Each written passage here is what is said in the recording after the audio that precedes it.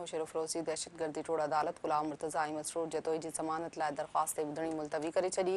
घर वज़ीर जे घर खे ॿाहिरि ॾियण जे ॿिनि केसनि में ॿुधणी 8 जुलाई ताईं मुलतवी कई वई आहे। बिलावल ज़रदारी क़त्ल केस में पकी ज़मानत लाइ केस जी ॿुधणी 12 जुलाई ताईं मुलतवी कई वई।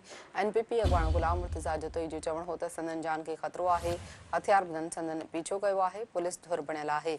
आगाह कयूं पिया अहम ख़बर जे हवाले सां नौशेर फ़िरोज़ी दहशतगर्दी टोड़ अदालत गुलाम मुर्तज़ा ऐं मसरूर जतोई जी ज़मानत लाइ दरख़्वास्त जी ॿुधणी मुलतवी करे छॾी।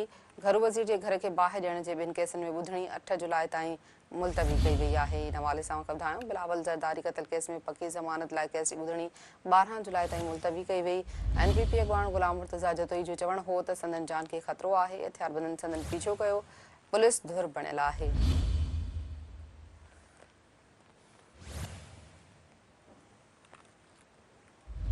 अहम ख़बर आहे असां शेयर करे रहिया आहियूं। नौशेर फ़िरोज़ी दहशतगर्दी टोड़ अदालत गुलाम मुर्तज़ा ऐं मसरूर जतोई जी ज़मानत जे लाइ दरख़्वास्त ते ॿुधणी मुलतवी करे छॾी।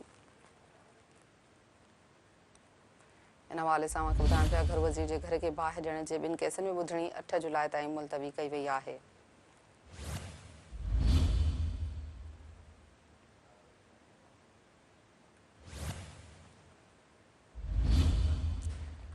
अहम ख़बर ॾियूं पिया नौशेर फ़िरोज़ी दहशतगर्दी टोड़ अदालत गुलाम मुर्तज़ा ऐं मसरूर जतोई जी ज़मानत लाइ दरख़्वास्त ते ॿुधणी मुलतवी करे छॾी। तफ़सील मालूम कयूं था सिंध TV न्यूज़ जे ब्यूरो चीफ ज़ुल्फ़कार ख़ासि कली खां। ज़ुल्फ़कार, छा तफ़सील आहिनि? ॿुधणी 8 जुलाई ताईं मुलतवी कई वई आहे।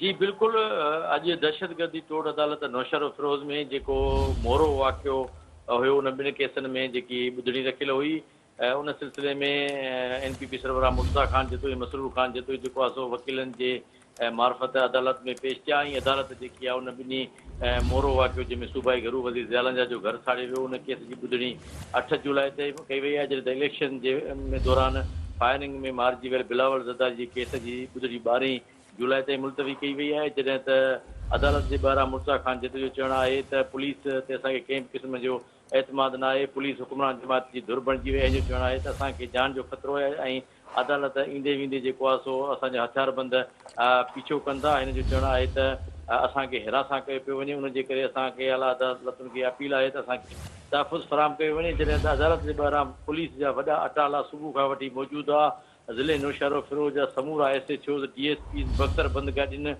जेको नौशेरा फ़िरोज़ जी अदालत आहे उनजे ॿाहिरां कड़ो चाढ़े छॾियो ऐं 7 जे तइदाद में पुलिस अहलकार बख़्तर बंद गाॾियूं, police mobiles, anti Riders force ऐं टीयर गैस सां गॾु पुलिस मौजूदु हुई। जी ठीकु आहे, वॾी महिरबानी ज़ुल्फ़कार ख़ासि कली तफ़सील ॾियण जे लाइ। अहम ख़बर अवां सां शेयर कयूं पिया।